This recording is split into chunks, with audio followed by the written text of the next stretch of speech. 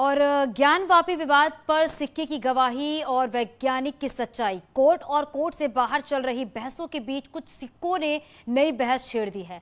काशी विश्वनाथ विश्वेश्वर महादेव के बाद अब एक सिक्के की वजह से अविमुक्तेश्वर भगवान का जिक्र छिड़ गया है और इस सिक्के को ज्ञानवापी के इतिहास से जोड़कर देखा जा रहा है। बताया यह जा रहा है कि ज्ञानवापी की खुदाई हो तो सिक्के ज्ञानवापी का सच बता देंगे।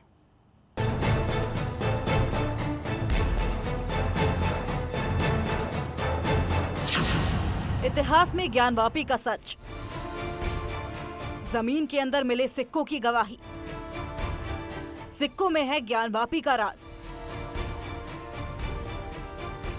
ज्ञानवापी के विवाद के बाद कई तरह के दावे किए जा रहे हैं। मुस्लिम पक्ष ज्ञानवापी को मस्जिद बता रहा है तो हिंदू पक्ष शिव मंदिर होने का दावा कर रहा है। सबके अपने तर्क और सबूत हैं। हिंदू पक्ष सर्वे की रिपोर्ट के आधार पर ज्ञानवापी में मंदिर के निशान मिलने का दावा कर रहा है। हिंदू पक्ष ब्रह्मकमल, गुंबद पर त्रिभुज आकृति, वजूखाने में शिवलिंग का दावा, पश्चिम दीवार पर कलाकृति और सर्वे में मिले त्रिशूल और मूर्तियों के आधार पर मंदिर होने का दावा कर रहा है। मुस्लिम पक्ष वजूखाने में फव्वारा बताकर हिंदू पक्ष के दावे को खारिज कर रहा है। इन दावों के बीच इतिहास की किताबों के पन्नों से निकले इन सिक्कों ने नई बहस छेड़ दी है। वाराणसी में अभी तक कुल 10 पुरास्थल खोदे जा चुके हैं। सारनाथ से लेकर सूलटंकेश्वर तक और सरस्वती फाटक से लेकर राजघाट तक, अक्था, आशापुर। इन उत्खननों में 18वीं शताब्दी ईसा पूर्व से लेकर के अब तक के सांस्कृतिक निरंतरता के अवशेष, सांस्कृतिक निरंतरता के प्रमाण मिले हैं। इन प्रमाणों के इतिहास को समझने के लिए इन सिक्कों को देखिए। सिक्के पर नंदी की तस्वीर दिखाई दे रही है। नंदी के सामने शिवलिंग है, नीचे अविमुक्तेश्वर लिखा हुआ है। ये सिक्का अविमुक्तेश्वर की कहानी बता रहा है, लेकिन सवाल ये है कि सिक्के पर अविमुक्तेश्वर क्यों लिखा गया है। राजघाट से तमाम मोहरें मिली हैं, जिसमें एक मोहर पे अवमुक्तेश्वर शब्द का उल्लेख है और उसके साथ ही उस पे नंदी और त्रिशूल का अंकन है। तो उसे भी हम एक धार्मिक चिन्ह के रूप में, धार्मिक प्रमाण के रूप में स्वीकार कर सकते हैं। आखिर ये धार्मिक चिन्ह किस चीज का प्रमाण है? राजघाट से इसका क्या संबंध है और क्यों इसे ज्ञानवापी से जोड़कर देखा जा रहा है? इस सवाल को समझने के लिए आपको इतिहास के पन्नों को पलटना पड़ेगा। उस पे जो उल्लेख है उसके शैली के आधार पर उसे गुप्त काल का मानते हैं, लगभग 4वीं सदी ईस्वी।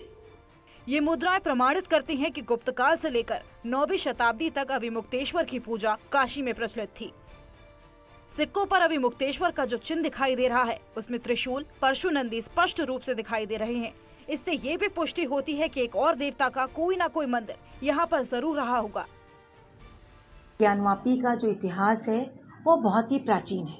इसके बारे में जो हम लोगों को आर्कियोलॉजिकल सोर्सेज के द्वारा देखें तो राजघाट में जो उत्खनन हुआ है और उसकी जो मोहरें है उसमें अविमुक्तेश्वर मिला है। तो ये वही परिक्षेत्र है, ज्ञानवापी का ही परिक्षेत्र है, जहाँ पे अविमुक्तेश्वर मंदिर का निर्माण कराया गया। 2012 में हुई खुदाई में ये मोहरे सिक्के मिले थे। 1960 से लेकर 1969 तक राजघाट पर खुदाई हुई थी। उस वक्त भी अविमुक्तेश्वर भगवान से जुड़ी निशानियां मिल रही थी। बाद में उसे विश्वेश्वर, काशी विश्वनाथ नाम से हम आगे के समय में उसको देखते रहे, जानते रहे, उनका नामकरण हुआ। जहाँ तक रही बात वहाँ मंदिर के तोड़ने की, तो निश्चित रूप से औरंगजेब के समय ऐसे फरमान भी मिलते हैं, ऐसे सोर्सेज उपलब्ध है हमारे पास, जिसके आधार पे हम ये कह सकते हैं कि औरंगजेब के समय मंदिर को तोड़ा गया। इन मुद्राओं पर गुप्तकालीन लिपि से लेकर 8वीं-9वीं शती में प्रचलित लिपियों के अक्षर अंकित हैं। पुरातत्व विभाग की माने तो इसका इस्तेमाल व्यापारी करते थे। निश्चित तौर पे बनारस व्यापार का एक बड़ा केंद्र रहा है और मोहरें प्रशासनिक और व्यापारिक कार्यों का एक प्रमाण मानी जाती हैं। तो बनारस में राजघाट के उत्खनन से ऐसे तमाम मोहरें मिली हैं जिसपे उस समय के अनेक व्यापारी संगठनों और यहाँ पे वैदिक अध्ययन का केंद्र हुआ करता था, उन स्कूलों से संबंधित मोहरें भी। लेकिन सवाल ये है कि ज्ञानवापी से इन मोहरों का क्या संबंध है? इस सवाल का जवाब बीएचयू के इतिहासकार अनुराधा सिंह ने बताया कि जहां पर ज्ञानवापी मस्जिद खड़ी है वहां पर गढ़वाली सभ्यता की चीजें हैं। उस वक्त इन्हीं मोहरों का इस्तेमाल व्यापार के लिए होता था। बाद में मुगलों ने तोड़कर मस्जिद बना ली। और आज भी उसके स्रोत है कि वो मंदिर का जो पिछला दीवार है वो गढ़वाल कालीन हिंदू धर्म का स्थापत्य कला का एकदम जीता जागता हमारे पास प्रमाण है। लेकिन और साथ में ऐसा लगता है मस्जिद उस पर जस्ट लटक रहा है और दीवार गढ़वाल कालीन है। अगर ज्ञानवापी की खुदाई हो तो ऐसे सिक्के मिलने की संभावना है, क्योंकि गुप्त काल में काशी में ऐसे ही सिक्के चलते थे और उस वक्त मुगलों का नाम और निशान नहीं था। धार्मिक मान्यताओं को माने तो यहाँ पर भगवान शिव कैलाश के लौटने के बाद अभिमुक्तेश्वर के रूप में ही रहते थे। काशी जाने के बाद 2 शर्तें रखी गई कि पराम्बा जगदम्बा से पूछा विश्वेश्वर ने कि मैया तुम क्या करोगी यहाँ रहकर। तो मैया ने कहा कि हम सबको भोजन देंगे। मैया ने पूछा बाबा से कि प्रभु आप क्या करोगे। कहा मैं अवमुक्तेश्वर नाम से यहाँ स्थापित होऊंगा, मैं काशी कभी नहीं छोड़ूंगा। जब यह सृष्टि जब से प्रारंभ हुई है और रहेगी और जब तक अंत तक रहेगी तब तक इस काशी को मैं छोड़ने वाला नहीं हूँ। अब मैं अभिमुक्तेश्वर के रूप में यहाँ बैठूंगा और करूंगा क्या, सबको मुक्ति प्रदान करूंगा।